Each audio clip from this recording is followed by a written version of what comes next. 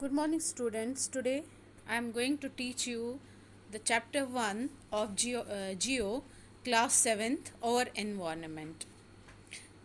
From the beginning एक story दी गई हुई है जो मैं आपको यहाँ पे समझाने जा रही हूँ. After the long vacation, when Ravi started going to school again, he noticed that the only playground next to his school was dug up.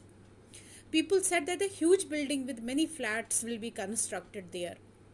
बहुत मतलब काफ़ी लॉन्ग वैकेशन के बाद, छुट्टियों के बाद जब रवि ने स्टार्ट किया स्कूल जाना, तो उन्होंने एक चीज़ क्या पाई वहाँ पे. इन्होंने जो प्ले ग्राउंड था स्कूल के साथ, next to playground, next to his school, उसने वो खुदा हुआ वहाँ पे पाया. तो people said that huge building, लोगों ने, जो वहाँ के लोग रहने वाले थे, उन्हें कहा कि यहाँ पे एक बड़ी सी बिल्डिंग बड़े मतलब बन कंस्ट्रक्ट हो रही है, फ्लैट्स बनने वाले हैं. Ravi was almost in tears. ये सुनकर रवि बहुत ही उदास हुआ, वो रोने लगा.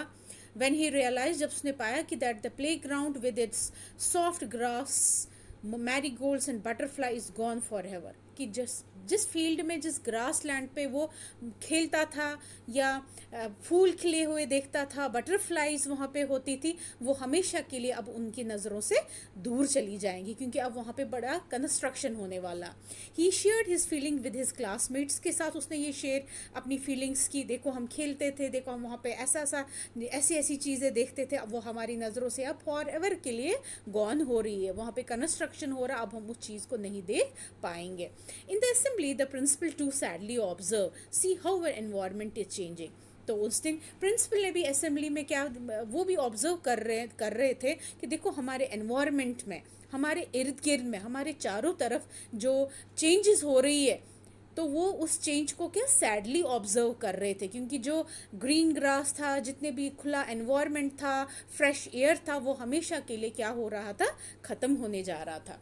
इन the class Ravi asked his teacher. Class में रवि ने अपनी क्लास टीचर से पूछा, what is environment? Whatever you see in your surrounding, said the teacher. Ravi ने पूछा, मैम एनवायरनमेंट किसको कहते हैं? तो टीचर ने क्या रिप्लाई दिया कि बच्चे, जो आप अपनी सराउंडिंग्स में देखते हो, जो आप अपने इर्द गिर्द में पाते हो, वही उसी को हम एनवायरनमेंट कहते हैं. Ravi thought aloud, this means the school building, table, chairs in the classroom, even that open field, the road, the garbage, my friends, all are parts of our environment. Yes, said the teacher. But wait, some objects are created by nature. कुछ ऐसे objects है जो nature ने create किए हैं, जैसे example mountains, rivers, trees, animals. ये these objects are not made by man, these objects are created by nature. ये नेचर ने बनाया है, कुदरत ने बनाया है, भगवान ने बनाया है. इन चीज़ों के, माउंटेन्स को, रिवर्स ने, ट्रीज को, इन चीज़ों को या एनिमल्स को ह्यूमन ने नहीं बनाया है. Others are made by people. बाकी चीज़ें जो है, इन चीज़ों को, नेचर को छोड़ के बाकी चीज़ें जो है, they are made by people. For example, roads, cars, clothes, books, etc. etc. Now work in pairs. इसको हम छोड़ के आगे पढ़ते हैं. अब मैं आपको एक डेफिनेशन बताऊंगी इन टोटल जो हमने ऊपर पढ़ा. अगर मैं आपसे एक क्वेश्चन पूछती हूँ, व्हाट इज़ एन एनवायरनमेंट, तो हम एक सम टोटल करके एक छोटी सी डेफिनेशन इसकी हम पढ़ सकते हैं. Environment is our basic life support system. It provides the air we breathe, the water we drink, the food we eat and the land where we live. वो एनवायरनमेंट हम मतलब एक छोटी सी डेफिनेशन में अगर हम समझेंगे, एक ऐसा लाइफ सपोर्ट सिस्टम है जिसके बगैर हमारी लाइफ पॉसिबल है, जिसके बगैर human life is not possible on earth. जैसे कि एयर वी ब्रीथ, जिस हवा को हम लेते हैं, पानी को पीते हैं, खाने को खाते हैं, और जिस ज़मीन पे हम रहते हैं. We can't live without these support system. How do human beings modify this nature? अब ये जो नेचर है, जो कुदरत ने ये सारी चीज़ें बनाई हैं, पानी है, हवा है, ज़मीन है, इन चीज़ों को हमने, इस एनवायरनमेंट को कैसे ह्यूमन बींग ने मॉडिफाई किया, चेंज किया अपनी लालच के लिए, अपनी बेटरमेंट के लिए. इन चीज़ों को हमने मॉडिफाई किया. जैसे the car fumes pollute the air. अब जिस कार में हम जाते हैं, चलते हैं, वो कार क्या करती है, पोल्यूट करती है एयर को. उस कार से जो धुआं निकलता है, उससे हमारा एयर जो है, हवा जो है, क्या होता है, पोल्यूट होता है. Water is collected in a pot. food is served in vessels and land is used to build factories. इन चीज़ों के लिए ज़मीन के ऊपर फैक्ट्रियाँ बनाते हैं, फूड को हम सर्व करते हैं वेसल्स में. ऐसे ऐसे करके हमने उस चीज़ को मॉडिफाई करते गए, चेंज करते गए. Human being make cars, mills बनाई हम लोगों ने, फैक्ट्रीज बनाई एंड मैन्युफैक्चर कंटेनर्स को भी हमने बनाया. This is how human being modify natural environment. अब हम वो ही बोलते हैं, अगर हम एक बाहर रखते हैं, एक मतलब हवा में अगर हम पानी की बॉटल रखते हैं या मटका रख, वो नेचुरली उस क्या हो जाता है, या मटके में हम गर्मियों में पानी पीते हैं, वो नेचुरली ठंडा हो जाता है. अब इस चीज़ को हम मॉडिफाई कर रहे हैं, हम घर में रेफ्रिजरेटर ला रहे हैं, तो हम क्या उसमें पानी को ठंडा, तो हम नेचर को क्या कर रहे हैं, ऑल्टर कर रहे हैं, चेंज कर रहे हैं. ठीक है. सो Ravi, Paramji, Jesse, Mustafa, Asha were all excited about making the list. Why is our environment changing? तो उन्होंने लिस्ट वो, but they were so excited तो हम कि हमारा किन किन चीज़ों से हमारा एनवायरनमेंट जो है जो चेंज हो रहा है. उन्होंने एक लिस्ट बनाई. It's all because of our needs. किन चीज़ों के लिए हम नेचर को मॉडिफाई कर रहे हैं? अपनी नीड. ये लालच मैंने आपको पहले ही वर्ड बोला, अपनी नीड्स के लिए, कि हम अपनी लाइफ को ज़्यादा से ज़्यादा क्या करें, आराम से बिता सके, हम अच्छे से हम बिता सके. जैसे पहले हम नेचर के साथ, पेड़ के नीचे लोग, जो पुराने लोग थे पेड़ों के नीचे सोते थे, कोई एसी की ज़रूरत नहीं होती थी, किसी पंखे की ज़रूरत नहीं होती, तो हमने उस चीज़ को ऑल्टर किया. अब एसी हमारे घरों में. They are increasing day. और ये चीज़ें जो है आप देखते हैं, एक साल में एक डिस्कवरी होती है, दूसरे साल में दूसरा इन्वेंशन होता है, अलग अलग चीज़ें डे बाई डे हर साल चेंज होता जाता है. तो हम अपने नीड के लिए, अपने बेनिफिट के लिए हम नेचर को क्या करते जा रहे हैं, मॉडिफाई करते जा रहे हैं. We are there for modifying at times even destroying our natural surroundings. The teacher reply. Teacher ने कहा इन चीज़ों की वजह से हम नेचर को मॉडिफाई भी करते जा रहे हैं, और मॉडिफाई के साथ साथ कभी कभार वो नेचर हमारा क्या होता जा रहा है, डिस्ट्रॉय भी होता जा रहा है. अवर नेचुरल सराउंडिंग्स. द टीचर ने ये रिप्लाई दिया. अगर आप देखोगे अभी कोविड में हमने अपने न्यूज़ में भी सुना होगा, हमारी जितनी भी तालाब, नदियाँ, नहरें हैं, वो सारे क्या हो गए हैं, इतने साफ सुथरे हो गए कि उसमें अपना अपना चेहरा भी अब दिखाई देने लगा. क्यों? वाई? उसके पीछे भी यही रीज़न है. क्यों? जितना भी फैक्ट्री से गंदगी निकलती है, पोल्यूशन निकलता है, लोग जो खाने का कचरा, एवरीथिंग जो है वो किस में डंप करते रहे, नदी नालों में जाता है. लेकिन अब जब लोग घरों में रहने लगे तो वो मॉडिफाई हो गया, वो चेंज हो गया, वो उसने खुद अपनी सफाई उन नदी नालों ने किया, और वो प्योर हो गए, दोबारा से वो अपनी फॉर्म में आ गए.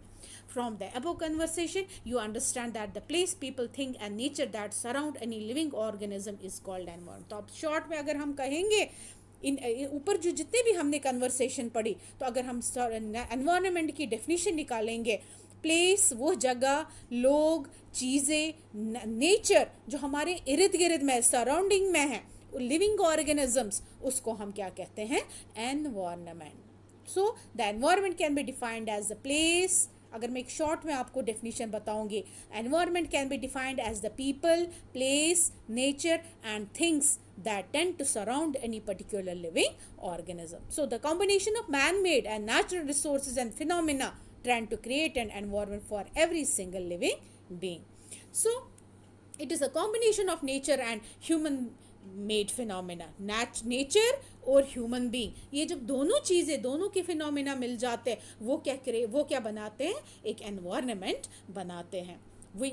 While the natural environment refers to both biotic and abiotic condition. So अगर एक हम natural environment की बात करेंगे, उसमें दोनों चीज़ें आती है, biotic environment and abiotic environment, दोनों conditions उसमें prevail करते हैं. On human environment reveals the activities, creations and interaction among human beings. So अगर human environment की बात कर रहे हैं, उसमें क्या होती है, एक्टिविटीज़. अगर एक टेबल पड़ा है क्लास में, वो वैसे पड़ा रहेगा जब तक हम नहीं जाएंगे, उसको हिलाएंगे, डुलाएंगे नहीं, या सफाई उसके ऊपर नहीं होगी. तो चेंज किससे होता, कोई एक्टिविटी किससे होती है नेचर में, with the help of human being. जब तक हम उसको चेंज नहीं करेंगे, हम उसको ऑल्टर नहीं करेंगे, वो वैसे का वैसा रहेगा. ठीक है. सो यहाँ पे हमारे पास दो वर्ड्स आते हैं, one is biotic and another is abiotic. अब बायोटिक क्या होता है, the world of living organisms, वो ऑर्गेनिज्म जिसमें लिविंग बीइंग हो, for example plants and animals. Abiotic the world of, वो ऐसी दुनिया जिसमें क्या होते हैं, नॉन लिविंग एलिमेंट्स होते हैं, लैंड, वाटर, आया समझ आपको बायोटिक एंड एबायोटिक है इसमें? आप आपसे क्वेश्चन भी पूछा जाएगा, difference between biotic environment and abiotic environment. So natural environment की हम पहले सबसे पहले बात करेंगे। लैंड, वाटर, एयर, जो हमने ऊपर भी पढ़ा, प्लांट्स, एनिमल्स, ये सब मिला के क्या बनाता है नेचुरल और environment. You are familiar with the meaning of lithosphere, hydrosphere, atmosphere and biosphere from your previous class. Sixth में आपने पढ़ा हो गया कि लिथोस्फेयर, हाइड्रोस्फेयर, एटमॉस्फेयर या बायोस्फेयर, इनको इनकी डेफिनेशंस क्या है, क्या इनका मीनिंग है। सो अब इसके बारे में हम आगे पढ़ेंगे। अगर हम एनवायरनमेंट वर्ड की बात करते हैं, ये वर्ड आया कहाँ है, इसको ओरिजिन कहाँ से है? It is a French word. कहाँ से आया है ये?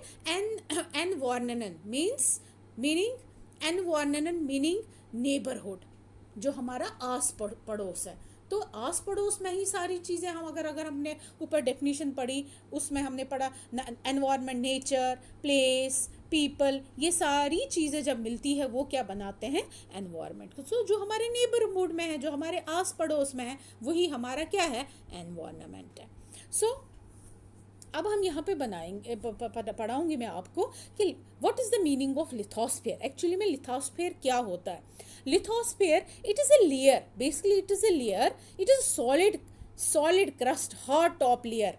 जो अगर हम अर्थ की बात करेंगे, आपने ये 6th क्लास में भी पढ़ा होगा, लिथोस हमने क्रस्ट, मेंटल, कोर, है ना, अर्थ की जब आपने डायग्राम बनाई हो, उसी तरह से यहाँ पे अगर हम ऊपर वाली लेयर की बात करेंगे अर्थ की, तो lithosphere is known to be the hard top layer which is also called the, जिसको हम क्रस्ट भी कहते हैं। It is made with minerals. एक लेयर किससे बनी है?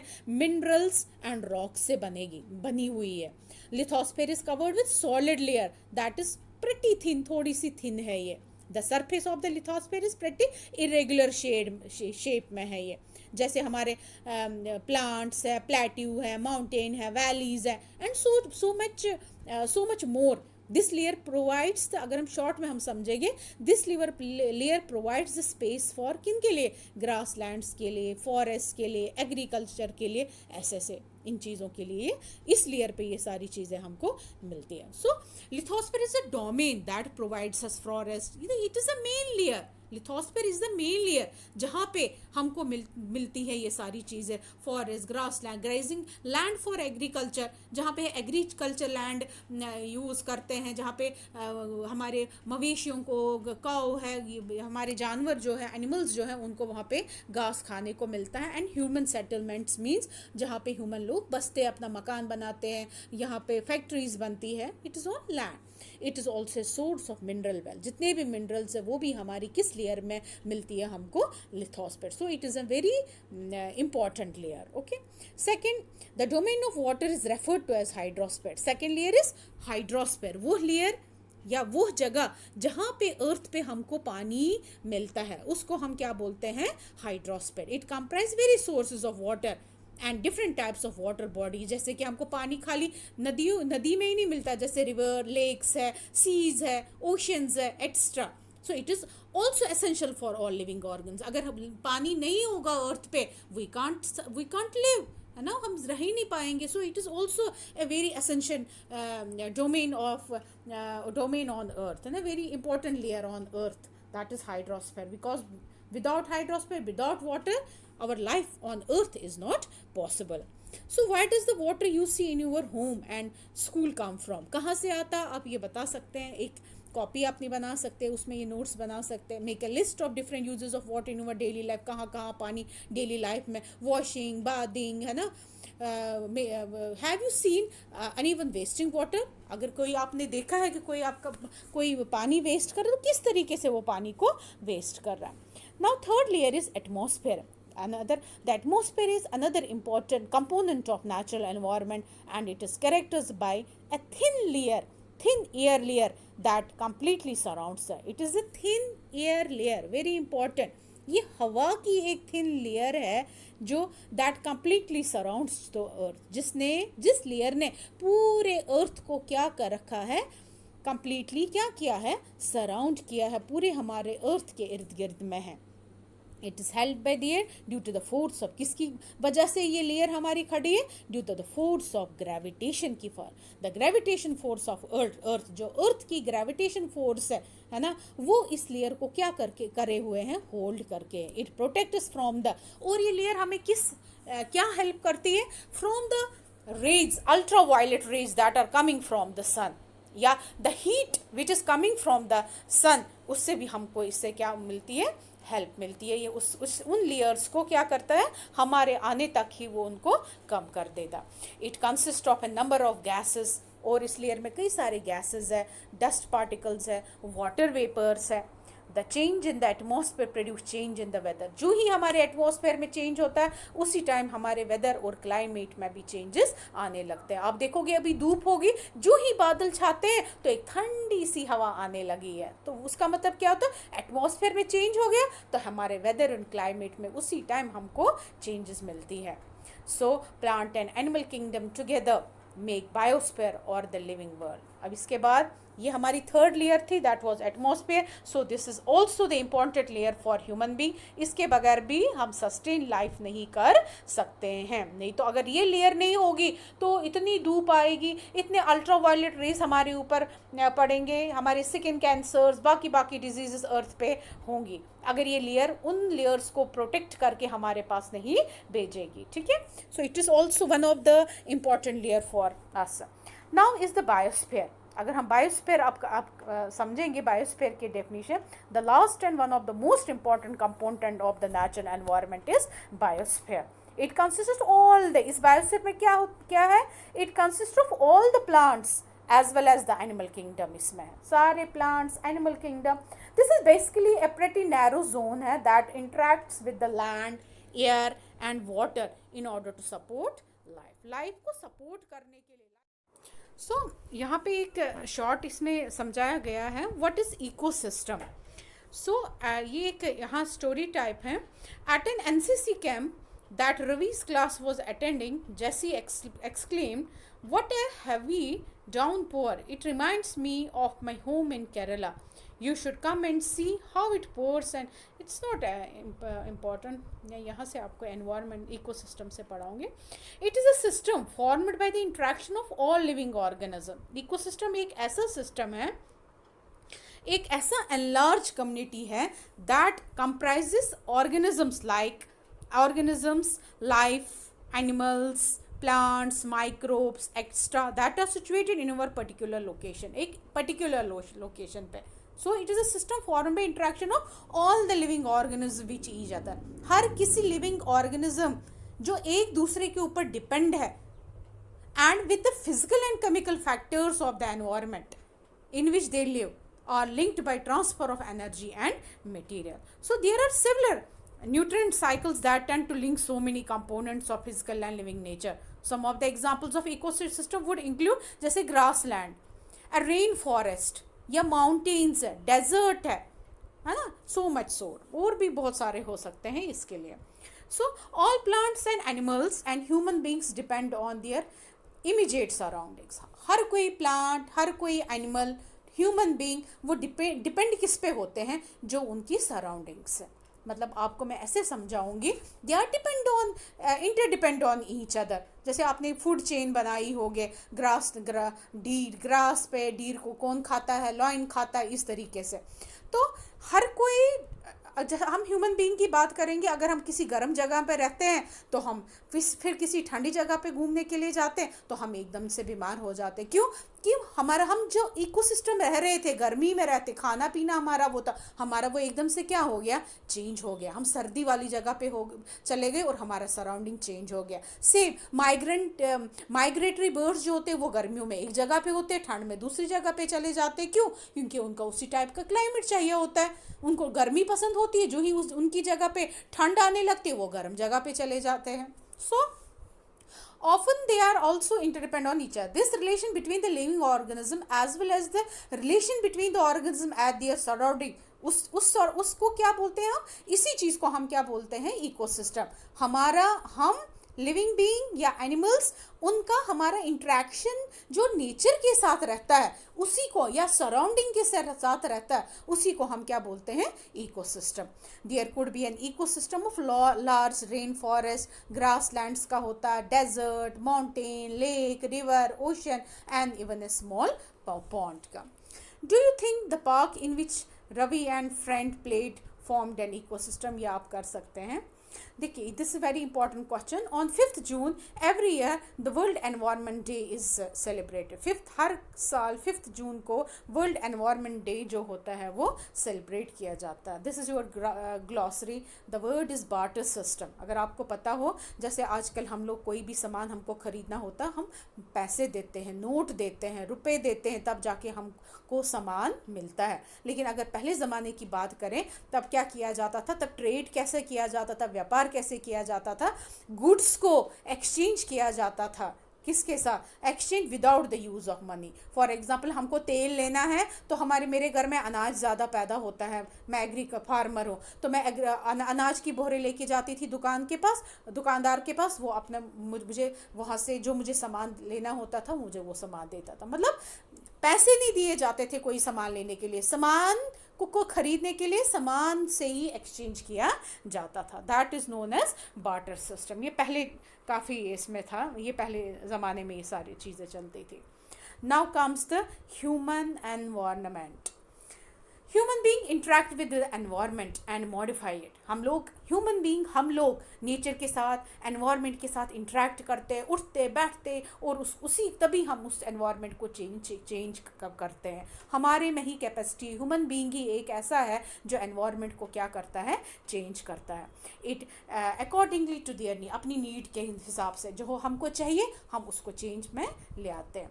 Every human adapted themselves to the nature और हम लोग नेचर एनवायरनमेंट के साथ अपने आप को भी अडॉप्ट करते हैं. फॉर एग्जाम्पल, मैं किसी हिमाचल में रहती हूँ, ठंड में रहती हूँ, अब मेरी पोस्टिंग गुजरात होगी, बहुत ही गर्म है, तो अब क्या करूँ, लेकिन मुझे रहना है, तो फिर मैं अपने आप को आहिस्ता करके मेरा जो अपना रहने सहने का खाना पीना बाकी चीज़ें अपने आप को अडेप्ट फिर उस एनवायरनमेंट के साथ कर लेती हूँ.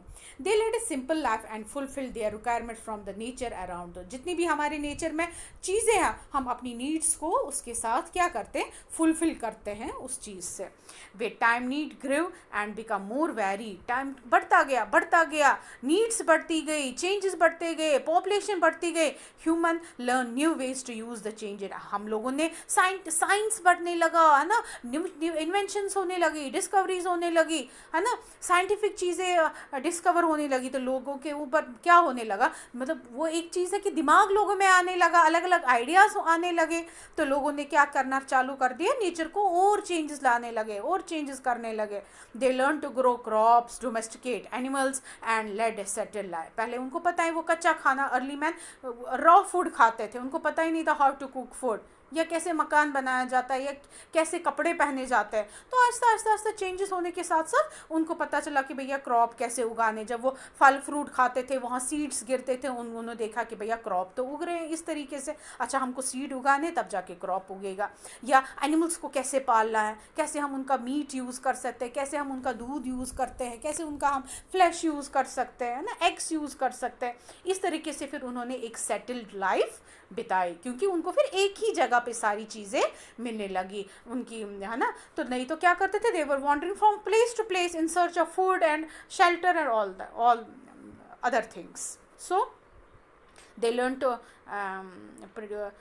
they learn to grow crops, domesticate animals and lead a settled life. The wheel invent हुआ, surplus food was produced. ज़्यादा पहले वो उतना ही उगाते थे जितना उनको अपने लिए, नहीं, अब उन्होंने ज़्यादा फूड, ज़्यादा बीज उनके पास आने लगे, तो वो काफ़ी फूड उगाने लगे. बार्टर सिस्टम इमर्ज हो गया कि भैया बार्टर सिस्टम मैंने आपको ऊपर ही समझाया, तभी ये वर्ड यहाँ पे दिया गया है कि अब हम अनाज के बदले, मेरे पास गेहूँ है, चलो मैं गेहूँ उसको दे दूँगी और उससे मैं सब्ज़ी ले आऊँगी. आया समझ? इस तरीके से चेंजेस आने लगे.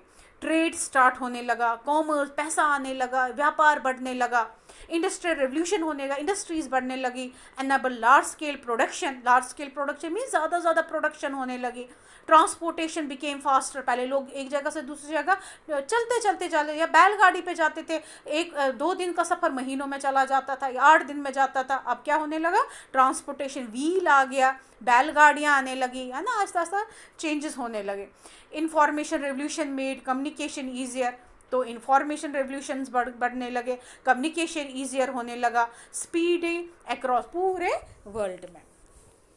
Have you ever thought why you love eating A juicy watermelon in summer? बोलते हैं आपने कभी सोचा है गर्मियों के दिनों में आपको जूसी वाटरमेलन तरबूज खाना क्यों अच्छा लगता है? And hot roasted peanut in winter, और मूंगफली, जब हम रोस्टेड पीनट मूंगफली हम सर्दियों में खाते हैं, हमको मूंगफली क्यों नहीं गर्मियों में पसंद है और वाटरमेलन सर्दियों में? आपने कभी सोचा है इसके बारे में? A perfect balance is necessary between the nature. क्यों बेटा? क्योंकि एक परफेक्ट बैलेंस जो होता है वो ज़रूरी है नेचर के साथ एंड ह्यूमन एनवायरनमेंट के साथ। गर्मियों में हम कभी गर्म चीज़ें नहीं खा सकते, सर्दियों में हम कभी ठंडी चीज़ें नहीं खा सकते, हम बीमार पड़ जाएंगे। ज़ुकाम, हम दही खाएंगे सर्दियों में, खांसी ज़ुकाम हो जाएगा। तो बैलेंस करके हमें नेचर के साथ चल, जो ही हम उस बैलेंस को, जो ही वो बैलेंस बिगड़ जाएगा तो हमारी लाइफ के ऊपर, हमारे हेल्थ के ऊपर डायरेक्ट इफेक्ट उसका पड़ेगा। Human must learn to live and use their environment in a harmoniously way. इस तरीके से ह्यूमन को, हम लोगों को ये सीखना चाहिए क्या? To live and to live and use their environment in a harmony. कैसे हमको रहना है, किस तरीके से रहना, without the alteration, without the modifying the natural environment, तभी जाके हम एक अच्छी लाइफ, एक हेल्दी लाइफ बिता सकेंगे। अगर हम नेचर को, लाइफ को मॉडिफाई करते जाएंगे, चेंज करते जाएंगे तो हमारी लाइफ जो है बहुत ही, हमारा लाइफ स्पैन जो है, लाइफ जीना जो है, हमारी आयु जो है वो डे बाय डे क्या हो, जो हम देख भी रहे हैं आजकल, वो बहुत ही कम होती जाएंगी। बीमारियाँ, बाकी चीज़ है ना, फ्रेश चीज़ें खाने को नहीं मिलेगी, ऑर्गेनिक कोई नहीं मिलेगा। आप देख रहे हो आजकल जितनी भी सब्जियाँ, अनाज, फल, दालें, सब हम क्या खा रहे हैं, समझो पॉइजन ही खा रहे हैं, क्योंकि सबके ऊपर क्या होता है, सबके ऊपर पेस्टिसाइड्स, वो बाकी चीज़ें छिड़की होती है जो हमारी हेल्थ के ऊपर अच्छा इफेक्ट नहीं डालती है। यहाँ पे यहाँ पे कुछ आपके क्वेश्चनरीज दिए हैं, जैसे व्हाट इज़ एन इकोसिस्टम, ये हमने ऊपर पढ़ा है, ये आप कर सकते हैं। बेटा आपको ये वीडियो कैसे लगा? You just give me the review and your comments, okay, so that I make changes according to that. Thank you and have a great day.